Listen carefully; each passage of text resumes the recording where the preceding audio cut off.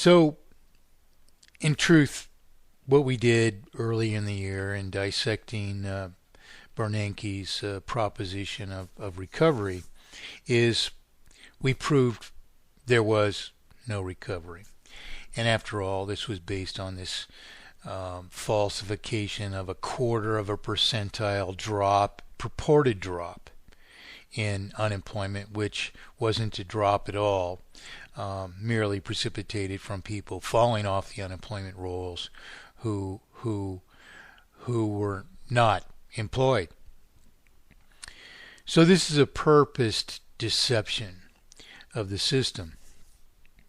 And recovery, nonetheless, was impossible because what we have is a process which continually multiplies falsified indebtedness upon us in proportion to a circulation or a remaining capacity, that is, a capacity which remains within that circulation, owing to maldisposition, a dedication of ever more of the circulation to servicing the escalating sum of debt.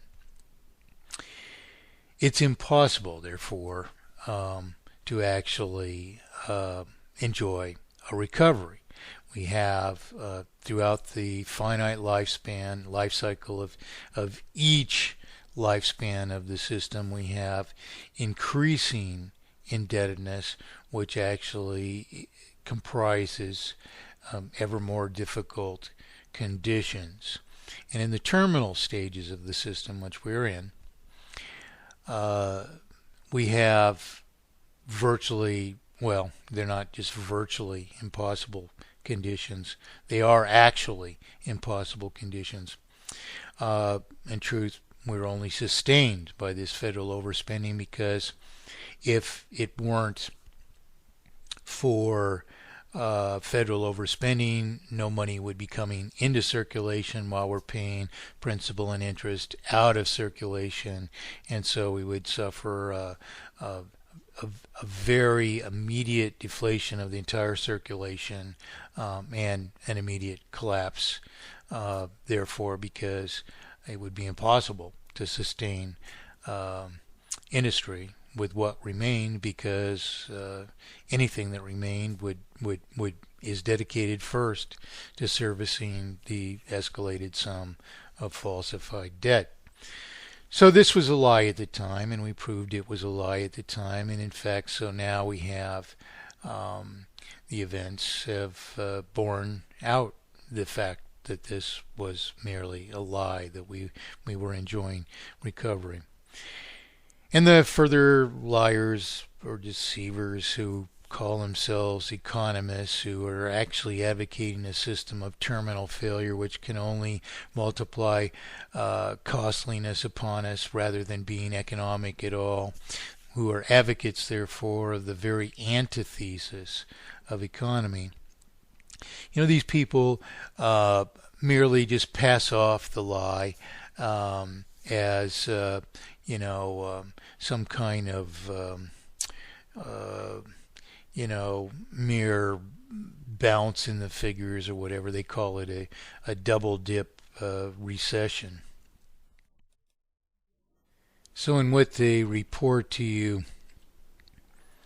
as if they were correct in projecting falsely from a lie of 0.25% reduction in unemployment, that we were beginning to recover, or that the recovery was gaining strength, a recovery which didn't even exist. They call it a double dip recession, as if they were right, even though they were lying through their teeth to us. What we have amidst these purposed deceptions, nonetheless, are, because all this has come to a head, we have sporadic reports which conflict with the lies. Obviously, our experience itself conflicts with them. But, you have an article, for instance, here in Yahoo Finance, it's called Finance. Layoffs, housing data point to chronic problems. In other words, we have an article here which shows that long-term issues in affording housing, persisting in farmer prices, where we have people being dispossessed from their homes, we have layoffs, we still have joblessness figures, which, while they're still timidly reported, conflict with what people like Ben Bernanke are telling us, that a 0.25% purported increase in employment, which he deduces from this 0.25% decrease in those having unemployment claims. These things are just obviously preposterous lies by mere pretenders who are attempting to portray terminal failure as the opposite, as if we're in a recovery. You couldn't be further from the truth. And largely the lies are extended to whatever the bounds of belief of an apathetic people are. So we have nonetheless, we have this lie of a double dip recession, which in fact is just a moment on a scale of perpetually increasing indebtedness, which indebtedness is increasing far, far, far faster than ever before in history. And we have all these purported authorities claiming things that don't serve us. The ability to lie is extended by this preposterous notion that it's a double dip recession. And so we have just exactly such an article in the New York Times 2 days ago, Rising Fears of Recession. Here we are in the middle of the worst recession since the Great Depression, because it is in, likewise, the end of the lifespan of this second lifespan of the Federal Reserve System, or this second lifespan of the central banking systems of the world, which after World War II simply renewed creditworthiness to begin anew, so the parasite could take from us anew. Well, you can't take from a people who are all bankrupt and dispossessed even of their means of production. So what does this article say? It says, if history is a guide, well, whose version of history? Are we going to rely on an accurate version of history, an accountable one, a comprehensive one? If history is a guide, the odds that the American economy is falling into a double dip recession have risen sharply in recent weeks and may even have reached 50%.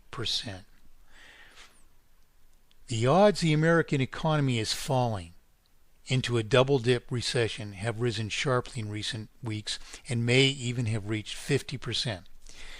How could you more skew it to the positive report? Which positive report false positive report, leads us to believe that we can persist in this system somehow, rather than finding any fault in it. Although it is the obfuscation of the currency is what's caused all of the debt that we suffer under. They are saying that the odds that we're falling into a recession again, that's the double dip part of their lie, may even have reached 50%. How would you calculate that? Odds that we're falling into a double dip recession. And if history is a guide, what selective segment of history have you chosen? Well, they don't even say. They don't say what history, and they don't say how they calculated the odds may have reached 50%. The odds are 100%. They're not 100% that it's a double dip recession. They're 100% that the recession will deepen because of the obfuscation of the currency. In fact, how do we ourselves know that? We know that because everything that we can evaluate adds to the debt. What did Barack Obama address Congress with 2 days ago? A $450 billion plan, which he guaranteed would be paid for, but which no further provisions actually exist to pay for it. So he's going to blow $450 billion of further currency into circulation, which will be debt. Otherwise, he wouldn't have to pay for it. You understand? It will be debt. This is not just something that I'm claiming and making it up as I go. This is how the money comes into circulation as a debt subject to interest. We're not just going to pay $450 billion for it. We're going to pay interest on top of that as well. And while he guaranteed that we would pay for it, it would be paid for, no actual provision exists to pay for it. What's more, are we capable right now, as any business would, of assuming 400? I'm not just explaining this as a case of the United States. I'm explaining this as it pertains to any and every country of the world who is in a like situation. Are we equipped to service the $450 billion of principal that's going to come into circulation, ostensibly to hire us to produce things that we can't even afford to consume? Now you tell me how that's going to work out. The reason that we can't even afford to consume the further production is this escalation of indebtedness has committed the entire circulation to servicing debt. This is what's put our industry under. This is what has put the markets under. Interest attached to this obfuscation of the currency is multiplied a sum of falsified indebtedness to mere publishers of evidence of our own promissory obligations to each other, who don't even give up lawful consideration equivalent or commensurable to the purported debts they falsify to themselves as a consequence of the obfuscation. This is a humongous crime against us. Why is a news agency such as the New York Times adverse ever to publishing the actual fault of the system, the actual explanation of the problem, its actual solution, which has existed for 43 years? There's one solution and one solution only for inflation and deflation. There's one solution and one solution only for systemic manipulation of the cost or value of money or property. And there is one and one solution only for inherent, irreversible, and therefore terminal multiplication of falsified indebtedness by interest. And this news never reaches this paper.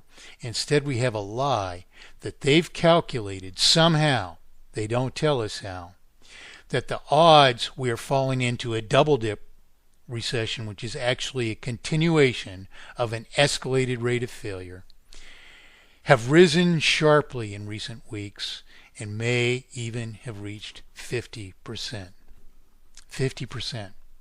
It's an absolute certainty that the recession will deepen unless you can prove, unless anyone can prove, it's even possible to maintain the circulation without borrowing principal and interest we're paying out of the circulation back into circulation, which principal persists in the prior sum of debt, therefore making it mathematically impossible to pay down the sum of debt,